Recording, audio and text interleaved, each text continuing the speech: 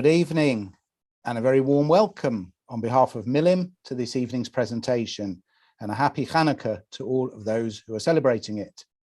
Welcome wherever you are in the UK and wherever you are in the world, and as always we have a truly international audience as well as an international speaker this evening. Our series of talks and conversations continues with our guest Michael Pye, and I will introduce Michael in just a moment. You're welcome to ask questions.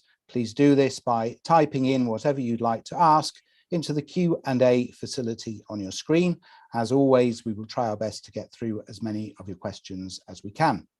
Let me also draw your attention to the chat facility on your screen. This will allow you to send a message to all of the other participants on this webinar, should you wish to do so.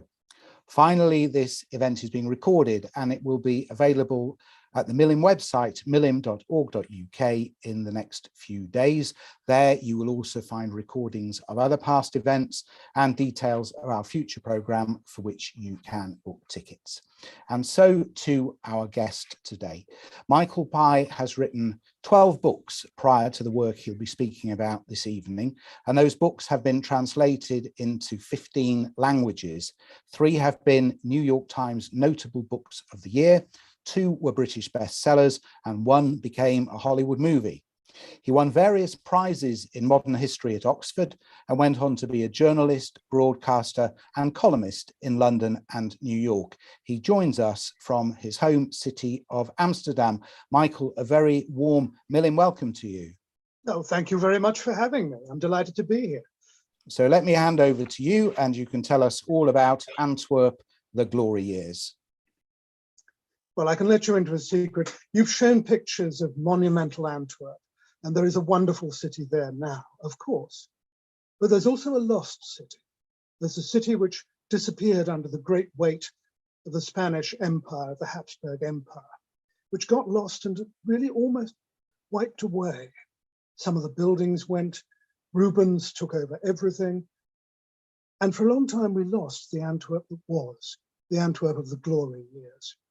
Let me explain what I mean by glory years. I'm not talking about a golden age where everything was excellent and perfect by any means. I'm talking about a city that was ridden with plague, terrified of fire, utterly filthy, really a very problematic city indeed. But I'm talking about the years when that city clung to an idea of what it could be.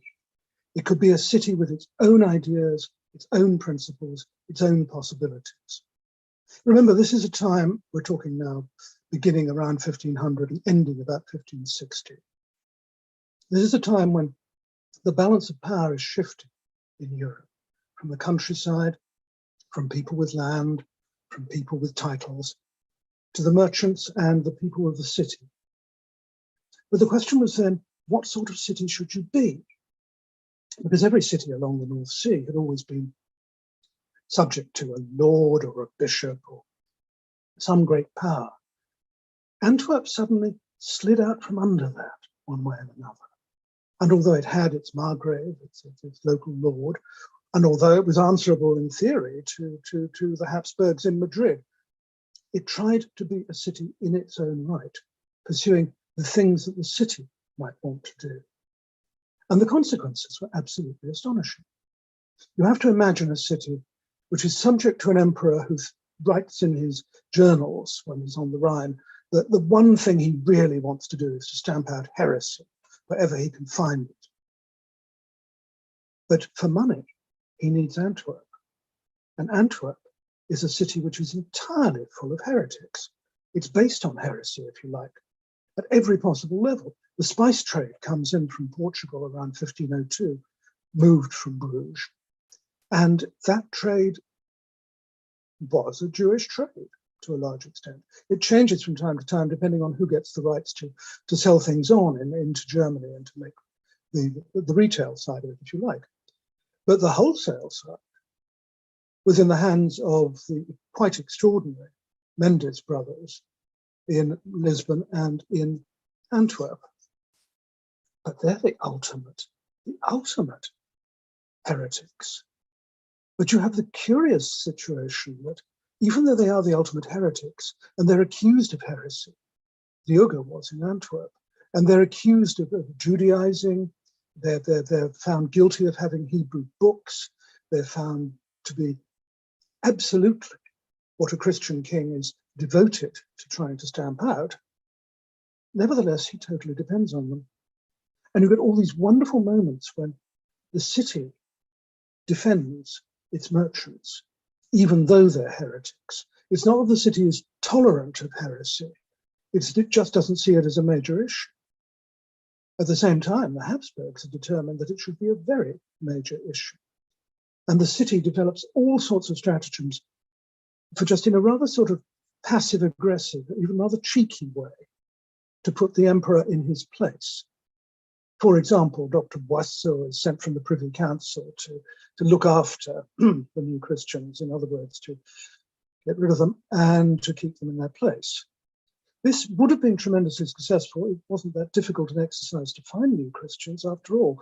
But Dr. Boisseau arrives and is told, well, it's rather a pity, but unfortunately, at the moment, the Margrave is not very well, so he won't be able to see you this evening. So Boisseau says, fine, okay, we'll talk tomorrow morning, and we'll talk at 6:30. It's 7 o'clock in the morning, and Boisseau is still waiting for someone from somewhere to turn up to take his instructions seriously. And eventually, 7:30, 8 o'clock, they do turn up. And they say, well, we can't actually do anything because it's not light yet. And if we go out in the dark and try to arrest people, it'll just scare everybody else.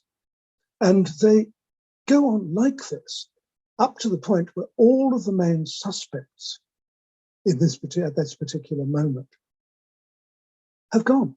They've simply disappeared.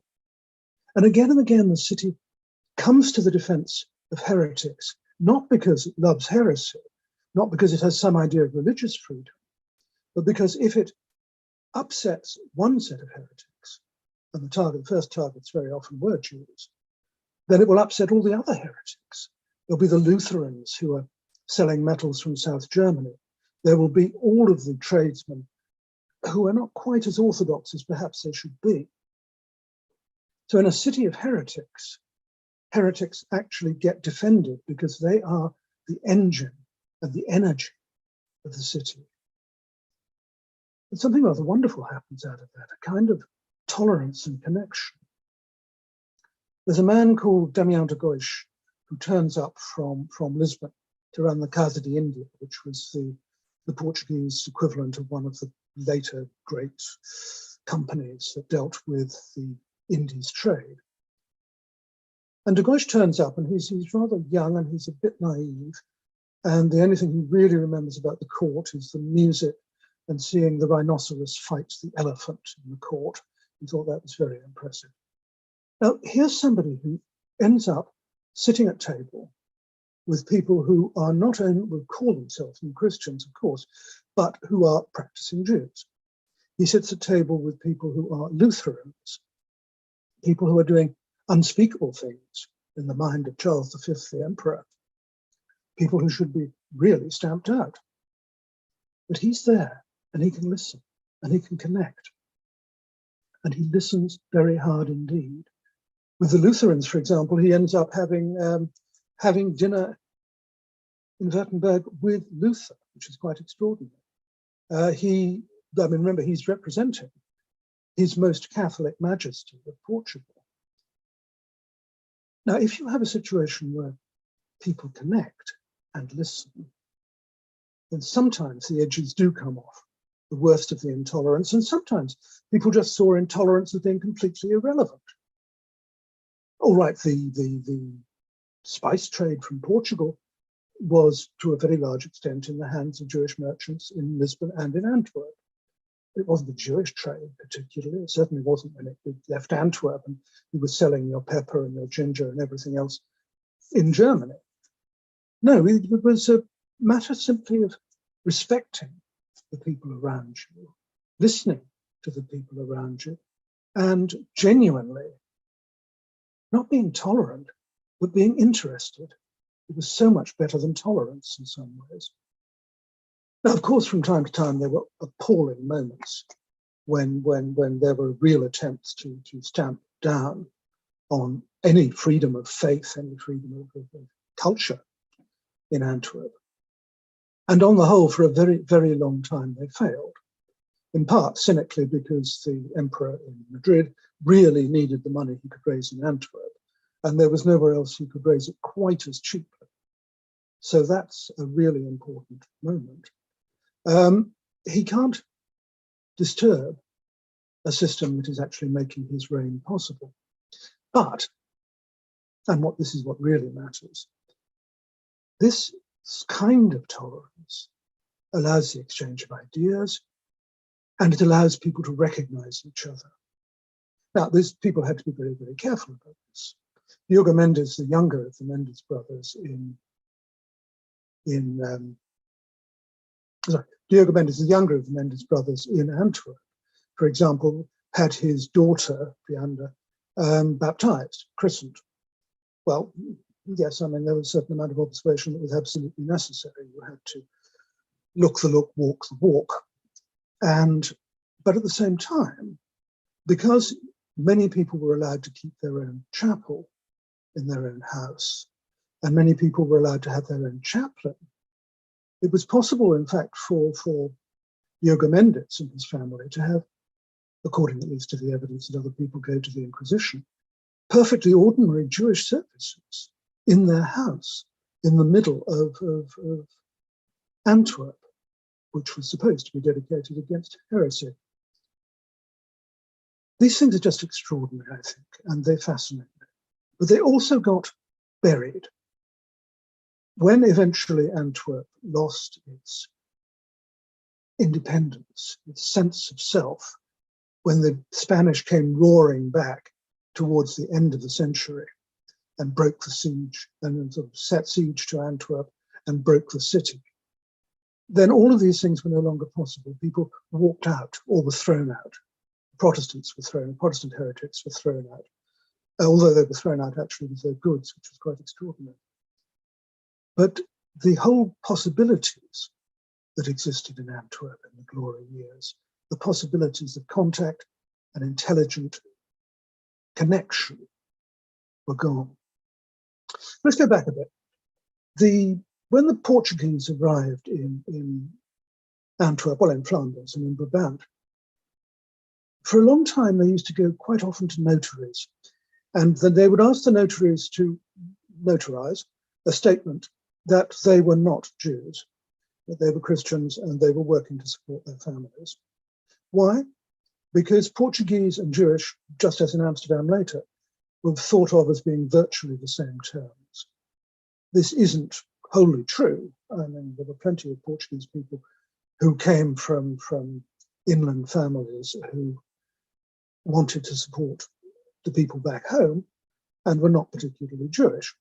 And after all, what had happened in Lisbon in the years coming up to Diogo Mendes' great years in Antwerp, which is the 1520s, 1530s, the things that had happened in Lisbon before were massacres. They were absolute horrors. So there was no reason for great affection for the Portuguese there. But people arrived. People arrived with the spice trade. You have to imagine the moment when the first spice vessels come into Antwerp in 1502. The trade had been run out of Bruges before that, but for one reason and another, mud, Bruges was silting up, but also politics. Bruges had managed to offend the emperor really quite grossly. All of a sudden, merchants were encouraged to go to Antwerp, and the spice trade went to Antwerp. And the spice trade, of course, involves everything that was coming from India at the time on those same ships. So there are, for example, the diamonds from Golconda, long before Antwerp was Diamond City in quite the way it is today. When you've got those people coming in, you get all sorts of things that happen with them. You've got a lot of other trades that the town feels useful. So you get a kind of Portuguese community, which is not just the formal community. I mean, the Portuguese Nazi, the guild, as it were, of the Portuguese, which looks after Portuguese trade interests. No, it's much more than that. It's a whole lot of cultures. It's introducing people to a lot of new things. It's a change in the city when the Portuguese arrive in numbers. And one other thing you have to notice, because it matters when I come to the hero of my book a bit later, there is always people passing through. This matters. It matters in part because it was a success of Antwerp as a port. You didn't even have to unload what you were bringing in at the docks. You could put it straight on a cart and take it wherever it was going. There was relatively little interference. It was a very easy port to pass things through. But in the same way, people passed through. And as people passed through, if the personnel of Diogo Mendes' great house in Groenplatz were changing all the time, nobody thought it was particularly strange. Of course they were changing. There were different people coming in, different people going out. People came for a short time, and really, on the whole, unless they married in Antwerp, even the Italians didn't particularly stay for very long periods of time. All of these things turned out to be advantages, enormous advantages. And we come here to my hero in the book. And my hero is Donna Gracia, of course. In part because she becomes a woman who is controlling, running, not just managing, but actually the inspiration of the largest banking and merchant house in the whole of Europe. A woman who could actually talk to kings and dun them for money, as she had to do when she finally left Antwerp. She is an enormously important figure in the business, the economy of the early 16th century. Also a figure who, unfortunately, because she had to move so often, we don't have the papers to be able to say how her business worked or what it was. All we can see is the deference and the respect that a lot of people gave her along the way. But even Donna Gracia, who we associate with Antwerp, didn't mean to stay there. Her story is this. Her husband, Francisco, had died in 1535, and all of a sudden there was a crisis. The Portuguese court decided that it would be a really good idea to marry off Francisco and Donna Gracia's daughter, Ana, as quickly as possible to some ramshackle aristocrat they'd got corralled and ready for the purpose. They were pretty explicit about this. They said they wanted to marry off Ana and her father's fortune. And the notion was that this money should not run away, get away, escape. So all of a sudden there was a crisis, and it was made worse by the fact that the Portuguese king was extremely keen on having his own local inquisition. Hadn't been very effective in Portugal before then, but it was coming in. And nastiest point of all, when the Inquisition arrived, it was going to be allowed after a time to use just rumour, what people were saying on the street, as evidence against anybody accused. So Diogo in Antwerp had to get Donna Gracia and her family out of Lisbon, and he did. Now, he had the power and the money to actually produce a ship which could come down and take her. But it didn't take her directly to Antwerp, because the mood of the emperor could change from time to time. And from time to time, he remembered that he really did wish to stamp out heresy. And that could be very bad times indeed. No, you first went to England, Southampton usually, and then on to London. And in those places, you waited for a while to see what the mood was in Antwerp. And if it was good, then you moved on. And the other Jews who came out of Lisbon, out of Portugal in general at the time, used Antwerp, as everybody else did, Jewish or not, for letters of credit on Antwerp. So if you wanted to move money, you needed Antwerp. If you wanted a relatively safe place to hold out until you knew what it was going to be possible to do, where you could go, you went to Antwerp. And so Donna Gracia arrived in Antwerp. I would love, because I think she was a quite extraordinary woman, I would love to be able to say that she adored Antwerp and wished to spend her life there. No, she didn't. Within 2 or 3 years, she was looking for the papers that she needed for safe conduct to go to Ferrara, and what's now became the Papal States in Italy, somewhere which was trying to attract Jewish merchants and Jewish capital and Jewish know-how, and Jewish intellectuals as well. These states, to get there, was very, very tricky, partly because anybody who was carrying money or carrying anything that could be turned into money was quite likely to be attacked on the roads. And secondly, because you weren't politically safe until you'd actually got to where you were going. So she needed the papers. But unfortunately, they arrived late. So Dona Gracia, from the 1530s right through until the middle of the 1540s, was in Antwerp. And what was she doing? Well, she was running her half of the House of Mendes. And later, after 1540, when Diogo Mendes, her husband's brother, died, he left her as executor of his half of the House of Mendes. And there's absolutely no question that the entire family believed that Dona Gracia was the person who was capable of running all of this and should be left with it to do what she wanted. But she was doing something much more remarkable in a way.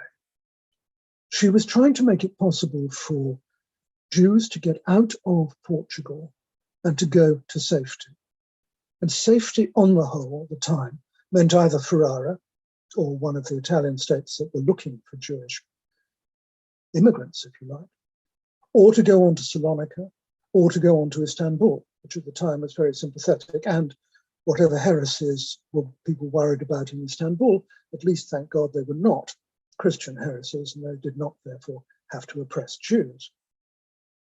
Dona Gracia helped run, let's say, what was in effect much like the Underground Railroad that Americans ran to get slaves out of slavery. She organized the whole progress from the docks at Lisbon, which was difficult enough. You couldn't be caught getting onto a ship. You might be able, if you got the money to have a ship that could wait for you at the mouth of the river, you could meet it there, but every so often those ships got fired on. You had to find your way out on a ship somehow. And with any luck, you didn't get completely ripped off on the journey, although some people unfortunately did. You then made your way through England very often, where there were people who were actually functioning almost as bankers for the Jewish community. There's a wonderful one-eyed man called Del Ronja, who was the leader of all of those.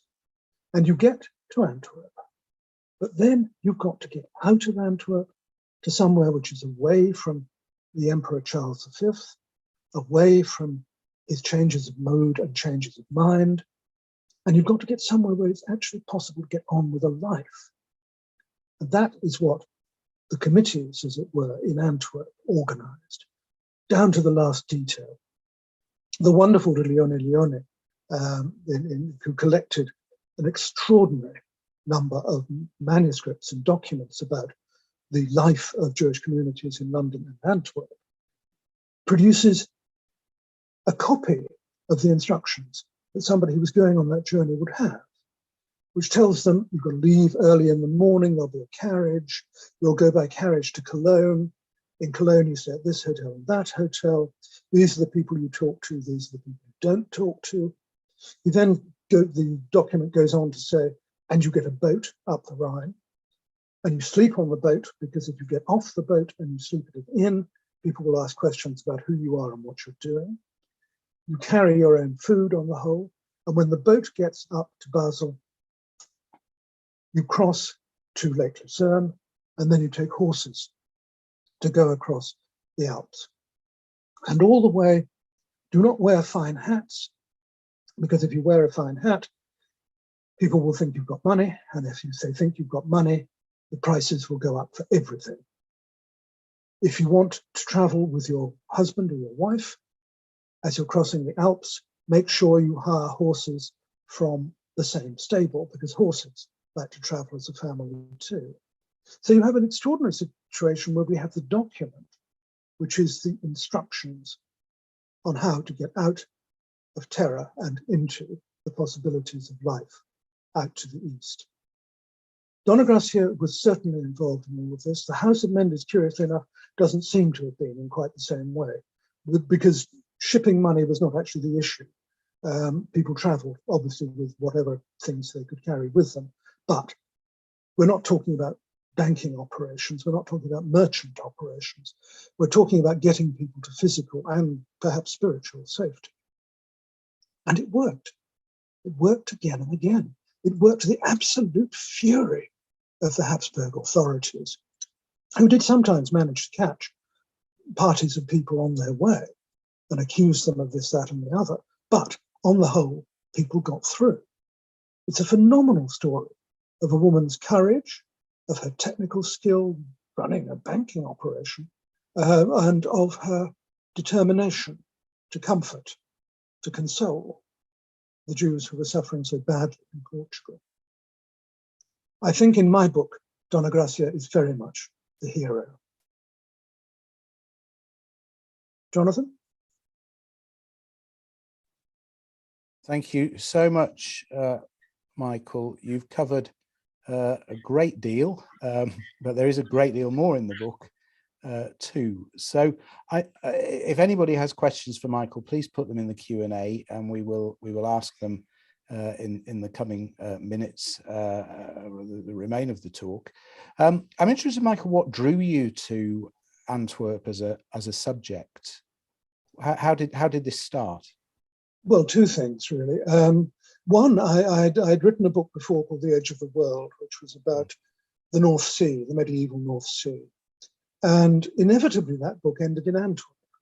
It ended in the city, a great city was suddenly being born, apparently out of nothing. An extraordinary phenomenon. And that got me interested.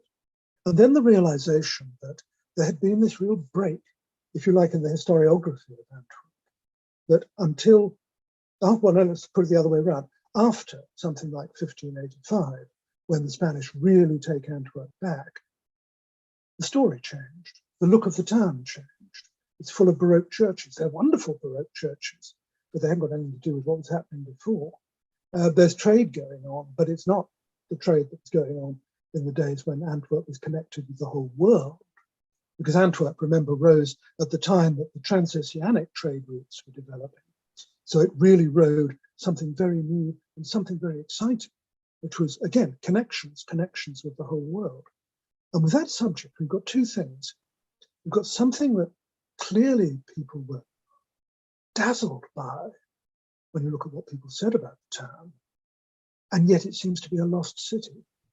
That's fascinating, endlessly fascinating.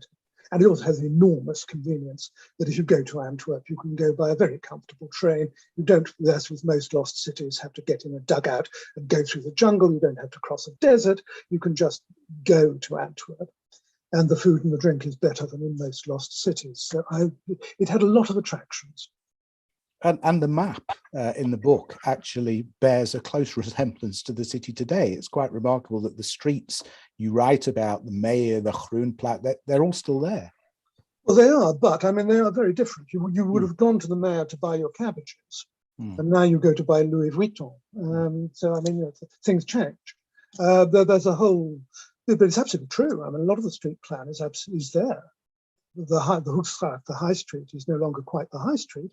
And obviously there's no market in the Grote Markt, the great market, but the actual outline is there. One of the things you have to remember is that Antwerp was bombed so badly in World War II, and as people sometimes forget, in World War I, when it was the first city in Europe where civilians were bombed deliberately. And in the 19th century, it had something worse than bombs. It had 19th century town planning, which really did for the shape of Antwerp, but it didn't change the shape of the streets. But the buildings have changed. The buildings are now a secret that you have to look for and find in the hidden places of the city. How do you approach a work like this? Because the subject is not new. People have written about, I suppose, what they call the golden age of Flanders and this kind of thing in the past. How do you approach a work like this to try and bring something new to a topic that's been covered previously? Well, part of it was quite simple. I mean, it comes from the logic of being a foreigner writing about Antwerp. I was very interested in what foreigners had said before. And what's more, there are such problems with the records of Antwerp because the Spanish troops in 1576 managed to burn the town hall And in burning the town hall, they also burnt most of the records of the town. So the usual kind of civic history you can't quite do. So the interesting thing to do was to take the other way around, to look at how other people saw Antwerp. Because one of the things that happens with this kind of record is that people have to explain to the people back home what is happening in Antwerp. You know, if you've got a bill for a quantity of beer or a quantity of coal, everything about it is taken for granted, how it will be delivered, where it's coming from, who the merchants are, all the rest of it. But if you've got a foreigner describing the beer trade or the coal trade in Antwerp, they're likely to go into the kind of detail that makes it possible to bring things to life. There's a very odd parallel with that. When I was doing Edge of the World, one of the sources, which I certainly had not expected, but it's remarkable, is that the responser, when people were asking for opinions from rabbis in Salonika or wherever, are very often the most detailed accounts of how social interactions actually worked in 13th century Europe. Because, of course, they had to explain everything and who was where and why they were there and exactly what they were doing and what the rules were. They had to explain all of this to the rabbis. And if you take those documents, you have an extraordinary kind of document of social history. In any case, that it seemed to me that you look at how foreigners saw the place. And luckily, the Venetians were so frightened of Antwerp's rise that their ambassadors were constantly writing about Antwerp, thank the Lord, and usually in increasingly sort of inflammatory ways. So it's all very good for quoting. Now, of course, the plague happened during the period you've written about, and I was very struck by how the city responded to the plague and the remarkable similarities to some of the things we are doing and are required to do today. Yes. Are you where you are allowed to have a dinner party for 10 people? I mean, you know, at the moment we can, but there were times we weren't. I don't think we are any longer, but not in Amsterdam. No, the 1510 rules where you could not have more than 10 people for a dinner party. There were lots of rules to sort of keep people apart and to isolate them, and a lot of common sense rules too. I mean, if you had a plague house, you really did separate it off. Only one person could go out to buy food. Only, you know, if you were going to go to church, you had to go to designated churches at designated times. You had to wear clothes which identified you. Plague houses you identified with a bale of straw outside. We haven't quite got to that in Amsterdam, but I'm sure it's coming any minute now. Anyway, we'll find the straw.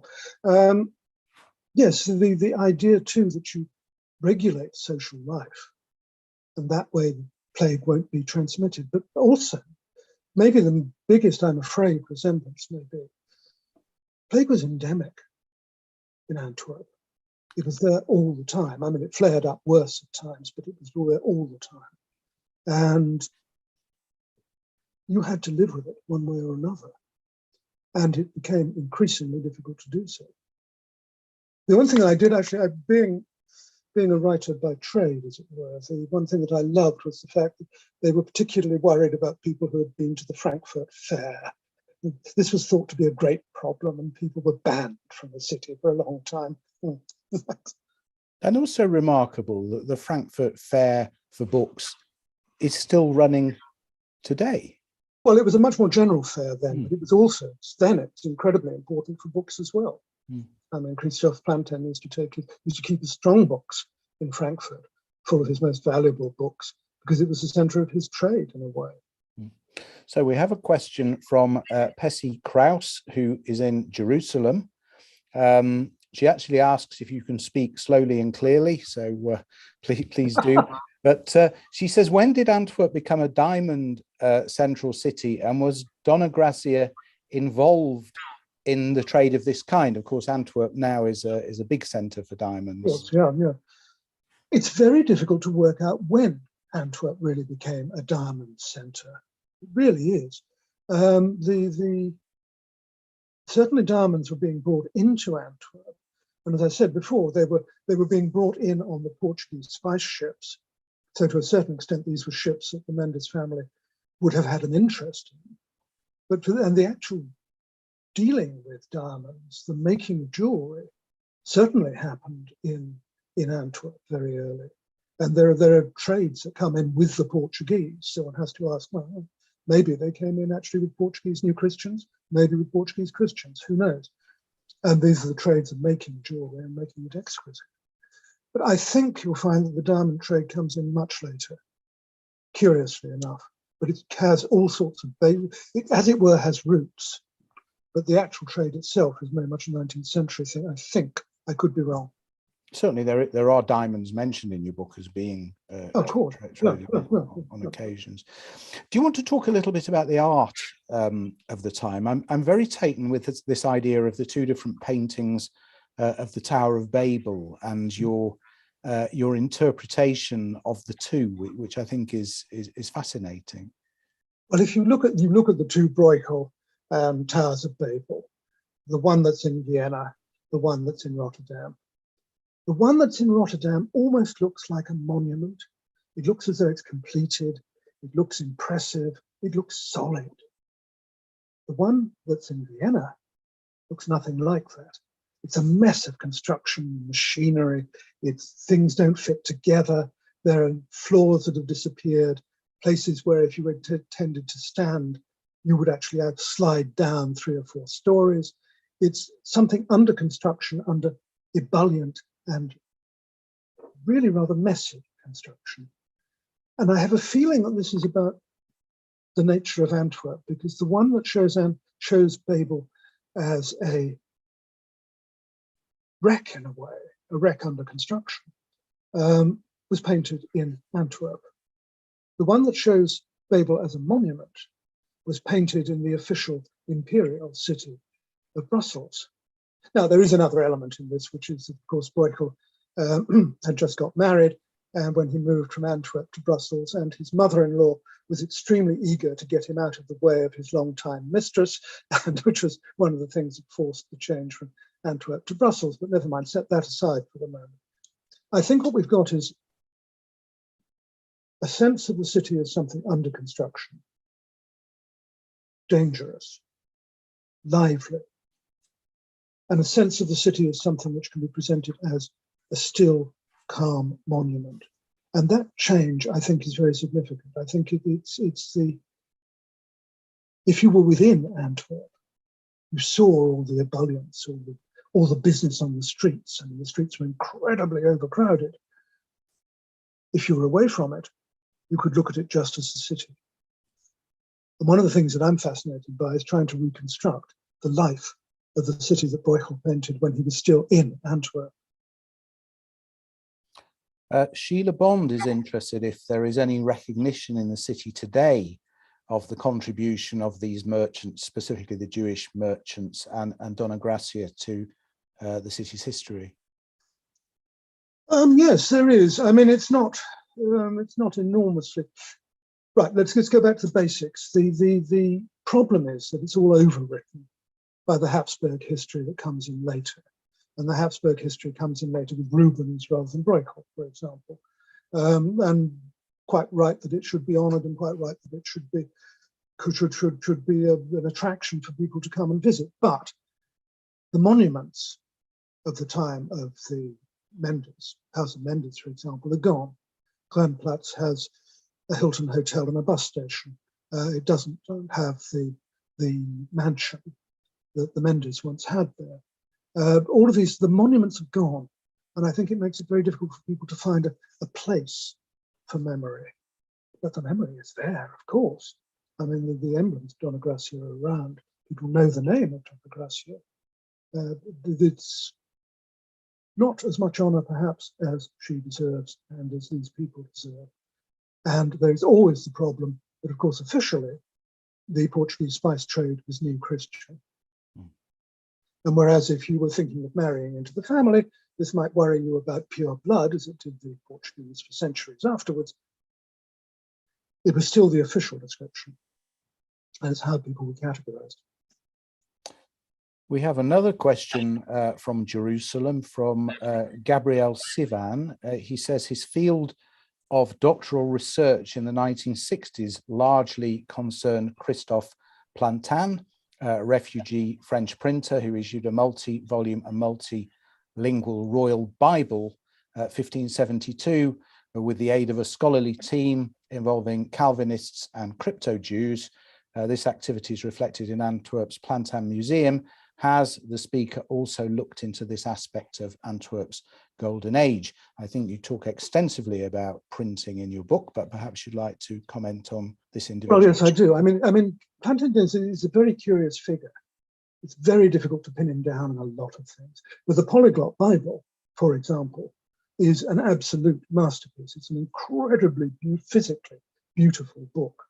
And the amount of scholarship that went into preparing the texts in different languages is just almost unbelievable, even to this day. It's something that you would need a university to do. But it was always quite difficult for Plantin to hold on to the people who were going to do this work, because they would suddenly become suspect in one place or another. People would suddenly say, well, wait a minute, isn't this person a wrong kind of Christian, or possibly even a Jew? And this did happen from time to time. And Plantin had to defend the group of people who were actually doing the work. But Plantin was an amazing figure. I mean, he was French. He came into Antwerp because he said it was a town full of foreigners. That was the main attraction. It was also a place where he could buy paper easily. He was a bookbinder by trade to start with.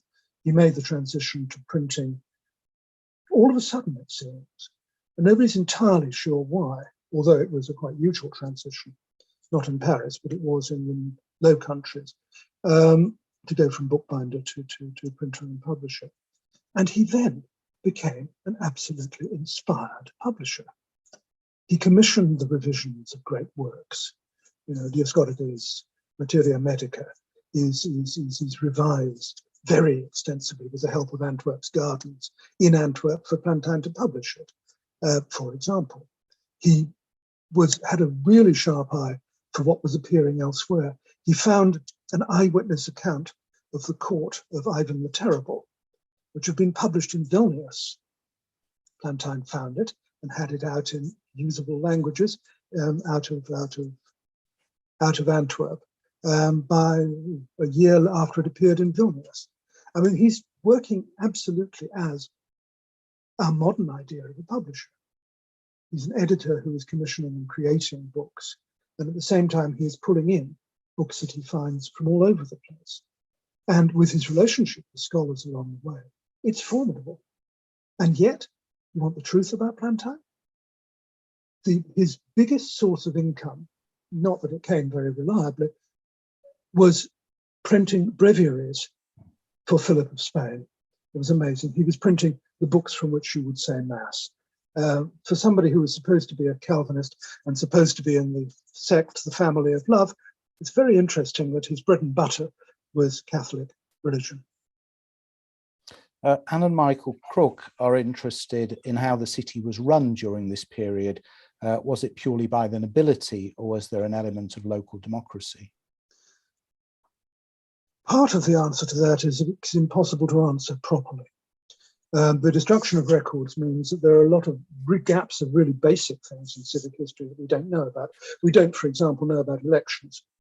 We don't know who got on, how people got on to the great council of the town. It was a many-structured business. And because it was many-structured, it meant that if you had one strong person, he could ride roughshod through the whole thing. And much of the replanning of Antwerp during this century was down to one man, a property developer, Gilbert von Fernbecker, who simply did what he planned to do. Didn't really, made the deals along the way, gave a lot of bribes, we have the details, to various city officials in order to get his way. And the city changes shape year by year, decade by decade. And it's down not to any kind of centralized authority, but to one man playing off all the bits of that authority. There were grand Flemish families, certainly, not actually necessarily noble, although they married into the nobility quite often. No, it's certainly not democratic. You couldn't say that for a moment. People of privilege ran the place. But identifying the people of privilege is really complicated, because this is, as I said before, this is the period when the old feudal ideas of nobility and authority are dying away, and new ideas of authority are being born in a city, and particularly in a city like Antwerp. When Antwerp declined as this centre of trade, I think, what do you say, something like 40% of the world's trade was going through it at one time, and disappears. Where did all this trade relocate to? Well, it really went north to Amsterdam. An awful lot of things just did that. Printing and publishing went from Antwerp to Leiden and to Amsterdam. Trading on the whole went to Amsterdam. It was on a different basis, but that's how it worked.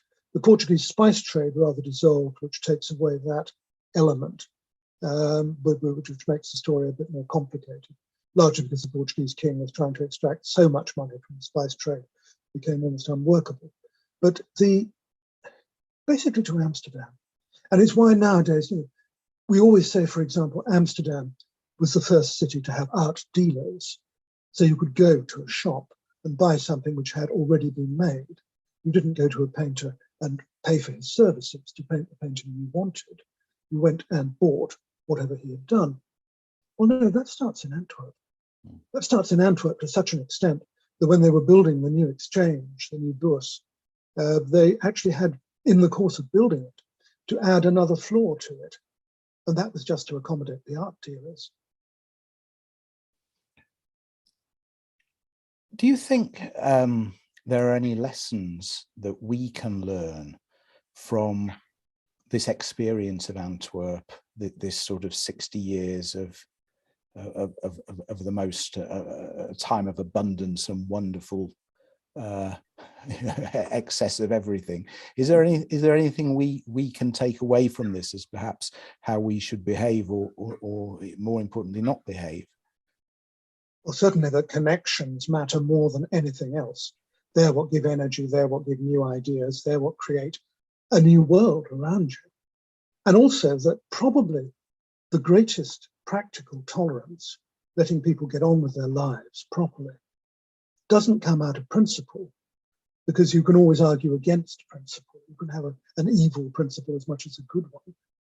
No, it comes out of just having to keep running something that involves people from so many different groups that you can't begin to worry about any individual group. It would be nonsensical. Peter McDonough is interested, as a writer of history, what's it like living in the 21st century?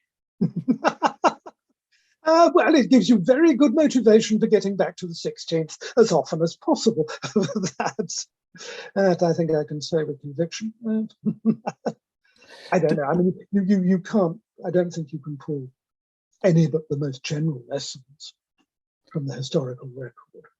Do you think the city today owes anything to its illustrious past? Oh, yes. I mean, in a way, the very fact that it's a fashion centre, for example, means that it's playing with ideas. It's trying to innovate. It's trying to be new. It's trying to take risks in businesses which are not necessarily the most solid, And that, to me, is interesting. Its atmosphere is still very much alive. It's true that The Economist has said that there is more cocaine in the sewers of Antwerp than any other city in Europe, but I'm assuming its liveliness has other sources. What was happening in Brussels at the time? Brussels was a political centre, I think, while Antwerp was the financial centre. But your book, I don't think, particularly talks about Brussels. There isn't anything to say in the context of Antwerp, because Antwerp was trying to avoid being ruled heavily by the Habsburgs, and the Habsburgs were ensconced in Brussels. I mean, from time to time, you find Antwerp savants who know things because they have contacts in Brussels with people who also know things. From time to time, you have artists who make the move from the rich city to the official city. And you have the other complication, of course, that Mechelen was the royal ceremonial city, as it were, and Brussels was the administrative centre. So you had really three cities which put together would make a perfectly good capital city. And the great grace of Antwerp, his great good luck, was that it never became a capital city. It wasn't subject to that kind of whim. Was it linguistically divided at that point? Obviously now Brussels is French, Antwerp is Flemish, and woe betide you if you try and speak the wrong language in each city. You'll be hounded out. Was it like that then? No. Because people in Antwerp spoke many languages. The Italian merchant Guicciardini writes about women who were born in Antwerp, had never actually gone outside the city walls of Antwerp, and spoke 6 languages fluently because they had to. The ordinary daily business of life, if you wanted to buy sheets or bread or fish or whatever, you would need many languages, and you rub up against merchants from all over the place. So you have to imagine a polyglot city. And it was also the city that produced more language instruction books than anywhere else in Europe. I mean, it was the habits of Antwerp were taught as though they were a language to the whole of Europe, one way or another. We have a question from Marion Stone. I'm always curious to understand why the Mendes family, especially Donna Gracia, concentrated on sending Jewish refugees eastward and not to the new territories in America. Was it very important to settle them in Israel, their traditional homeland, or didn't they place importance on expanding their trade into America? Or was it a matter of enough trusted manpower to handle the business, or their closeness to the Sultan in Istanbul? Well, 2 points, one of which I apologize is dull. Remember where we are in America at this point. We are at the time when the Spanish Empire is taking over chunks of Central America and Southern America, and Florida, of course. But we don't really have settlement in the Americas to which it would be remotely safe to send a Jewish family. It really wouldn't. I mean, you're talking about a particularly militant Catholic Church and a particularly militant Catholic organization of empire. And these things would have been very dangerous. So there was no option about going west. But going east, oh yes, there was. Because one of the consequences of the House of Mendes was Donna Gracia's nephew, Joseph Nassi, who was the one who was left behind in Antwerp to negotiate, to try to get some of the House of Mendes out of Antwerp and to move it on with the family. Nassi eventually went to Istanbul and settled there. And he became, how can we put it? He became sort of almost the protector of Suleiman's appalling son, Selim. Now, the great thing about Selim, which gave Joseph Nassi his advantage, was that Selim really liked drink. Actually, Selim could not be separated from drink. He liked half a bottle of spirits before breakfast. He drank wine throughout the day. Now, of course, this in a Muslim court was completely forbidden. So Joseph Nassi had this wonderful deal, which was basically that he would just make Selim's life a little bit easier than it might otherwise have been with the odd bottle. And in return, he started asking for things. And he started asking for Israel. He started asking for Israel, not in Israel as it always had been, but on Naxos, on the island of Naxos. And then, because Nassi, for various reasons, which are too complicated to go into, but he hated the Venetians, and the Venetians were occupying Cyprus at the time. He tried to stage an Ottoman attack on Cyprus so that Cyprus could be taken over. And his idea was that Cyprus would become the new Israel. Very interesting. Well, it's been a pleasure to chat to you, Michael. What's next for you? Have you got another project brewing? I've got one so megalomaniac that A, I shouldn't talk about it, and B, I'd probably better consult some doctors to see if I have a chance of living long enough to finish it. How long did it take you to write this book? Oh, about 5 years. But really? Yeah. So you mentioned many libraries and archives and research places in your acknowledgement. So it looks like it was a mammoth piece of work. Well, it was a matter of finding where things about Antwerp would be. I mean, going into this book, I didn't realize that Cosimo Medici was absolutely fascinated by Antwerp gossip and had it reported to him and wrote it down. Well, then you discover this in Florence, you know. all good news. Well, this is the book, Antwerp, The Glory Years. It really is fascinating, really worth reading. If you want to buy a copy, go onto the Millen website and click the link there. That will earn us a few coppers for each copy, but the book won't cost you any more. And to say thank you to you, Michael, I'm going to send you some of my photographs. This is the Israeli Ambulance Service, which is a great example of coexistence and peace and harmony in a place where people think there is little. So I'll get that over in the post to you in the next. I shall look forward to having it. Thank you. And thank you for having me. Pleasure. Now, let me just tell our audience about some of our forthcoming events. Next week, we join up with the Jewish Historical Society of England once again. And we are looking at Jews in Georgian England. Then the following week, on the 13th of December, Roy Schwartz joins us from New York and asks, is Superman circumcised? Apparently he is. This is a journey through comic book lore, American history, and Jewish tradition. The following week, we welcome Timothy Shaffert to discuss his latest novel, The Perfume Thief. This is set in Paris in the months following the Nazi occupation and a plot to steal the recipes of a noted Jewish perfumier. All our events are free, but you can make a small donation. There's a link coming up in the chat now on our website, and that will help to support our work and the cost of providing these webinars. We have speakers booked well into next year, so please do visit our website, milim.org.uk, to sign up and make sure you don't miss anything. It remains for me to thank our speaker, Michael Pye, once again. Thank you, Michael. Thank you. And looking forward to seeing you all again as a future event. Until then, stay